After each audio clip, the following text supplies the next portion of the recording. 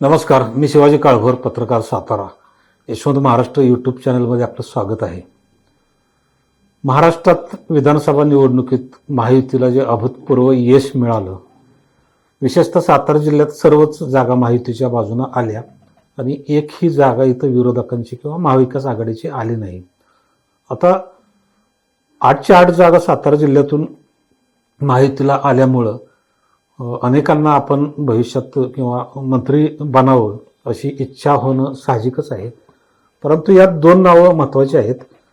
एक शिवेंद्रसिंहराजे भोसले आणि दुसरं शंभूराज देसाई यांची मंत्रिपदं फिक्स आहेत. त्याची वेगवेगळी कारणं आहेत, ते पुढं तुम्हाला सांगेन. पण इतरही जिल्ह्यातील आमदार मंत्रिपदाच्या शर्यतीत असल्याचं आपल्याला जाणवतं एक वगळता. आणि यामुळं सातारा जिल्ह्यात 7 सायरन वाजणार का असाही प्रश्न निर्माण होतो. मुळात विधानसभेच्या 288 जागांपैकी जवळपास 232 जागा या महायुतीला मिळाल्यात आणि त्यातली 40-42 जी मंत्रिपदं असतील ती नेमकी कुणाच्या आणि कशी वाट्याला येणार. मग त्यात अजित पवारांचे मंत्री, शिंदे गटाचे एकनाथ शिंदेचे भाजपचे मंत्री असतील. आता ही मंत्रिपदं वाटताना एकतर कसरत करावी लागणार आहे तिन्ही महाविकास आघाडीच्या तिन्ही पक्षाच्या नेतृत्वांना. आता सातारा जिल्ह्याबद्दल जर बोलायचं झालं तर इथं सगळ्यात आधी मोठा दावा ठरतो तो शिवेंद्रसिंहराजे भोसले यांचा. त्याच्यानंतर मग शंभूराज देसाई पाटणचे, नंतर मकरंद पाटील हेही मंत्रिपदासाठी इच्छुक आहेत. जयकुमार गोरे यांनी गेल्याच विधानसभेला फिल्डिंग लावलेली होती, ते आता यावेळेला ताठर भूमिका घेतील. महेश शिंदे जे कृष्णा खोरेचे अध्यक्ष आहेत त्यांनाही बढती हवी आहे किंवा आपल्याला किमान राज्यमंत्रीपदी तरी नेमणूक व्हावी असं त्यांना वाटणं साहजिक आहे. अतुल भोसलेंनाही शब्द दिलेला होता. राहिले मनोज घोरपडे किंवा सचिन पाटील. सचिन पाटलांनी का मागं राहावं की मी आरक्षित मतदारसंघातून आलोय म्हणून माझ्याकडे दुर्लक्ष होतंय का असं ते कदाचित अजित पवारांना विचारू शकतील. पण सगळ्यात मोठा इथं जो दावा आपल्या समोर आहे तो शिवेंद्रसिंहराजे भोसले यांचा. अभयसिंहराजे भोसले त्यांचे वडील ते काही काळ मंत्री होते महाराष्ट्राचे. त्याच्यानंतर या राजघराण्यात उदयनराजे एकदा राज्यमंत्री झालेले होते, महसूल मंत्री. त्याच्यानंतर काही चान्स मिळालेला नाही. आणि आत्ता जे शिवेंद्रराजेंच्या बाजूनं ज्या मंत्रिपदासाठी ज्या बळकट बाजू आहेत त्यापैकी एक म्हणजे त्यांची 4वी-5वी टर्म. त्यांना आता ते पोक्त झालेत, भरपूर अनुभव गाठीशी आलेला आहे. याशिवाय त्यांना जी इथं सातारा जावली विधानसभा मतदारसंघातून जे मताधिक्य मिळालं 1,42,000 ते महाराष्ट्रात 1 नंबरचं समजलं जातं. कदाचित असावं तसं. तो एक त्यांचा एक प्लस पॉईंट आहे. पण त्यापेक्षाही महत्त्वाचा प्लस पॉईंट हा आहे की त्यांच्या पाठीशी उदयनराजे आहेत खंबीरपणे. आणि सातारा जिल्ह्याच्या राजकारणावर यावेळी खासदार म्हणून प्रभाव पाडताना उदयनराजे यांनी आपल्या ताकदीने 4 उमेदवार निवडून आणले. त्यात कराड दक्षिण, उत्तर, कोरेगाव आणि सातारा ही 4 नावं घ्यावी लागतील. त्यामुळं या 4 आमदारांचा एक दबाव गट, जरी महेश शिंदे शिवसेनेचे असले तरी 3 आमदार हे भाजपचे आहेत. हा एक दबाव गट महायुतीसाठी महत्त्वाचा आहे.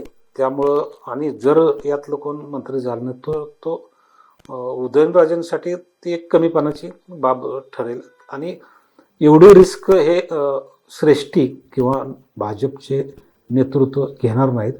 त्यामुळं इथं शिवेंद्रराजे भोसले यांचं मंत्रिपद फिक्स आहे. आता ह्याच्या आधी जे मंत्री होते शंभूराज देसाई किंवा बाळासाहेब पाटील हे ज्या वेळेला मंत्री झाले त्या वेळेला सातारा जिल्ह्याचं पालकमंत्रीपद त्यांना मिळालं. परंतु त्यांना तशी कर्तबगारी इथं दाखवता आलेली नाही. पालकमंत्री म्हणून ज्या जबाबदाऱ्या सांभाळायला पाहिजे होत्या त्यात हे दोघंही अपात्र ठरलेत असं खेदानं नमूद करावं असं वाटते.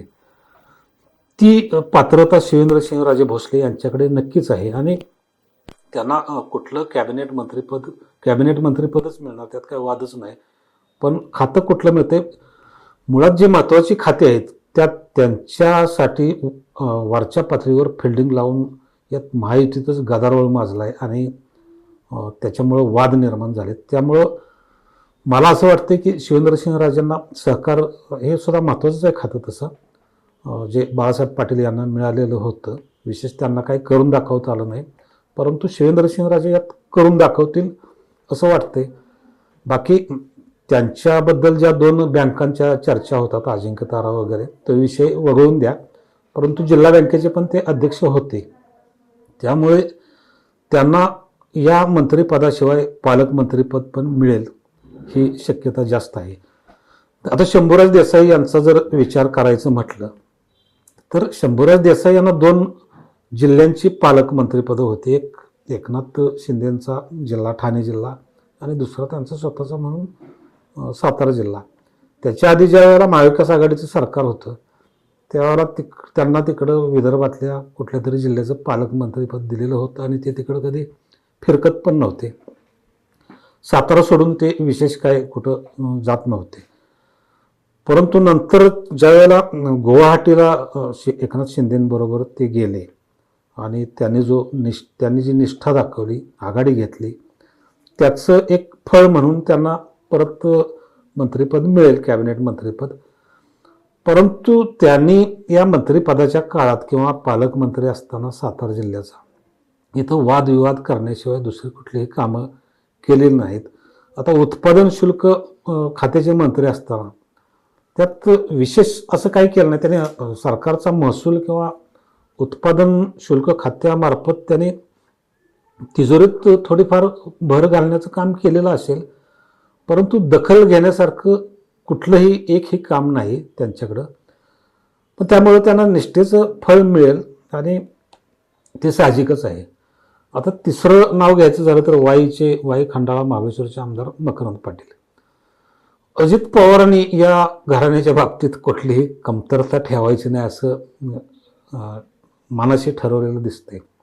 त्याची कारणं अशी की मकरंद पाटील किंवा नितीन पाटील खासदार यांच्याकडे वाईतील सगळ्या सहकारी संस्था आहेत. दुसरी गोष्ट 2 कारखाने आहेत, खंडाळा आणि किसनवीर कारखाना. तिसरी गोष्ट जिल्हा बँकेचं अध्यक्षपद खासदार नितीन पाटील सांभाळत आहेत. चौथी गोष्ट वाईची आमदारकी मकरंद पाटील. 5वी गोष्ट नितीन पाटील यांना दिलेली खासदारकी. आता आणखीन काही कमतरता राहिले असं कदाचित अजित पवारांना वाटलेलं असावं, त्यामुळे त्यांनी मंत्रिपदाचा शब्द दिलाय त्यांना आणि कदाचित अजित पवार शब्द पाळण्याच्या बाबतीत पक्के आहेत. त्यामुळं कदाचित ते मकरंद पाटील यांना मंत्री करतील असं वाटतं. आणि तसं बघायला गेलं तर शंभूराज देसाईंपेक्षा मंत्रिपदासाठी म्हणजे थोडा विनोदाचा किंवा बाकीचा घराण्याच्या सत्ता केंद्रीकरणाचा विषय बाजूला ठेवून मी बोलतो की तसं बघायला गेलं तर सातारा जिल्ह्यातील सगळ्यात जास्त अनुभवी आणि अभ्यासू तसंच सर्व म्हणजे समोर व्हिजन ठेवून वागणारा आमदार म्हणून मंत्रिपदासाठी मकरंद पाटील हे पूर्णपणे पात्र आहेत आणि अजित पवारांनी खरंच ती कमतरता भरून काढावी असं मला वाटतं. आणि जर त्यांना कॅबिनेट मंत्रिपद मिळालं, कुठल्याही खात्याचं मिळू द्या, ते तिथं आपल्या मंत्रिपदाच्या कामगिरीचा ठसा उमटवतील असं वाटतंय. त्याच्यासाठी आम्ही यशवंत महाराष्ट्र चॅनलतर्फे त्यांना शुभेच्छा देतो. आता चौथा जो आमदार आहे तो जयकुमार गोरे. तर जयकुमार गोरेंची 4थी टर्म. पहिली टर्म ते अपक्ष म्हणून लढले, दुसऱ्या टर्ममध्ये काँग्रेसचे आमदार झाले, तिसऱ्या टर्ममध्ये भाजपचे आमदार झाले. म्हणजे प्रत्येक वेळेला त्यांनी आपला पक्ष किंवा गट तट काय असेल तो बदलला.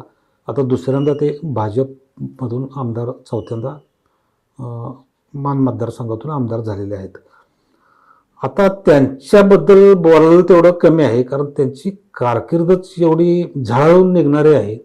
अशी कितीतरी प्रकरणं आहेत की ते गाजलेले आहेत आणि चांगले गाजलेले आहेत सातारा जिल्ह्यात, महाराष्ट्रात.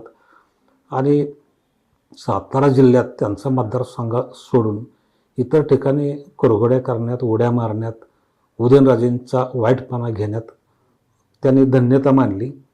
कधी कराड उत्तरमध्ये, कराड दक्षिणमध्ये, जिथं काही सातारा लोकसभा मतदारसंघात संबंध येत नाही अशा ठिकाणी त्यांनी मी आमदार म्हणून उड्या मारल्या. आता तिथं पण आमदार निवडून आलेत. आता काय करतील ते, ही गोष्ट वेगळी.